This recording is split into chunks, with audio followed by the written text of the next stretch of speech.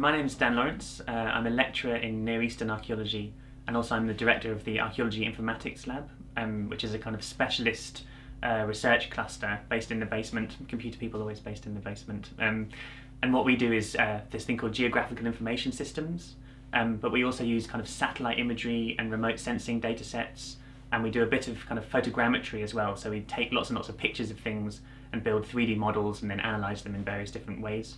And we can do that using kind of artifacts, but also whole landscapes in some situations. So geographical information systems are basically a way of kind of categorizing and organizing information in a spatial way. They're kind of a database in the same way that Excel or Microsoft Access allows you to store lots of information. With a GIS, you can keep all of that information, but in a spatial relationship, and keep those relationships going, and then use that for interpretation as well. That's really important for archaeology because we're a really spatial discipline. So where you kind of are, if you're a historian or a classicist, if you're reading a book, it doesn't matter where the book is in relation to what's going on in your brain in terms of your interpretation. But if you find a piece of pottery or an archaeological site, where it is in relation to other archaeological sites or other pieces of pottery, or the stratigraphy, the layers that it's found in, is really key for how we interpret it. That's how we date things, for example, is with that stratigraphy. So the spatial relationships help us to interpret what's going on. And that's why GIS is really powerful, a tool for us in archaeology. So in the Infomatics Lab, we use GIS a lot for landscape archaeology. Durham's a big centre for landscape archaeology. We use it in the Near East, but also in Britain and in the Mediterranean as well. Lots of people working in Italy and Britain, places like that. And what we do is basically use archaeological survey data. So we go out and find archaeological sites, and then we relate that to the landscape, to things like where the rivers are, the kind of topography, where mountains and valleys and things are, how people lived in these sorts of landscapes. And GIS allows us to kind of model that and map that in various different ways. One of the things we've been doing with a big landscape survey in Georgia that we've been doing in this very mountainous region, and it's the kind of borderland between the Sasanian Empire, so these kind of big guys about the same time as the Romans, a little bit later, and they're kind of guarding the Caucasus Mountains from the kind of nomadic groups further north. And they set up this big chain of forts all over the place in the Caucasus Mountains to try and kind of stop and guard all the root systems coming through. And what we've been able to show with GIS using a viewshed, so you can look at how the topography affects what you can see from each of these individual forts, and we can show that actually they were all intervisible, so they could all see each other and produce this kind of way of controlling the landscape and controlling these routes, but also potentially signalling to each other. So if you see 100,000 nomads coming towards you down the mountain pass, you can say, "Oh, blimey, we've got to get these guys coming in," and so you can quickly light a fire on top of your castle or whatever, and get some guys to come and kind of help you sort yourself out.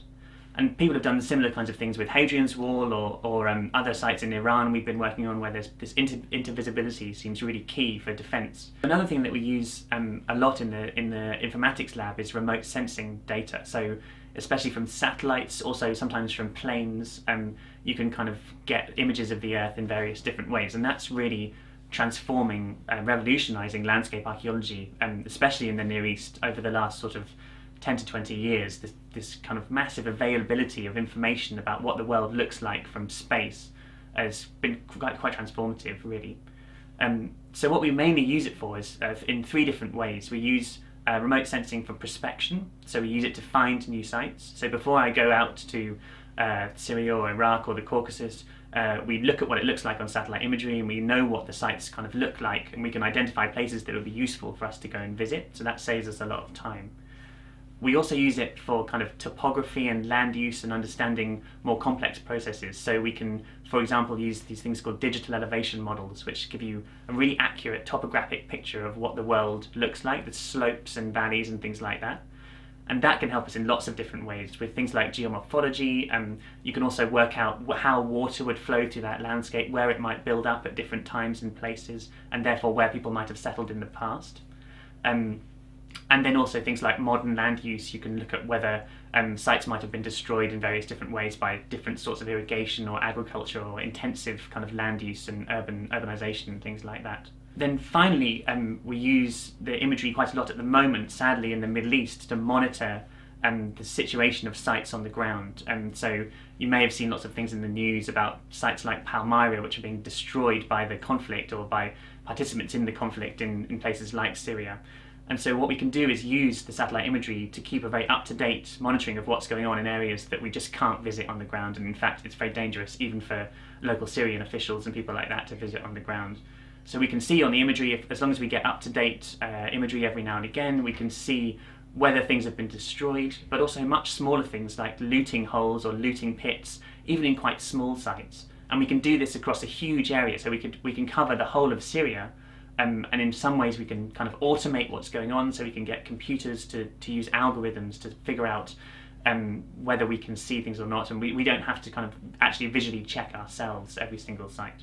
One of the things I'm really excited about that we've just recently acquired is this, a DJI Phantom 4 drone. Drones are being used in archaeology increasingly to kind of map large-scale landscapes and also take really nice aerial pictures of sites and things. They help a lot with interpretation. But they're also just really fun. So we've got, this you can see it's got 4 propellers, and it can fly up to about 120 meters up. And then we can use it to take pictures, to fly around. You can set it to GPS points, so it will control the landscape and generally give us an exact picture. What we can then also do using photogrammetry is this thing called structure from motion.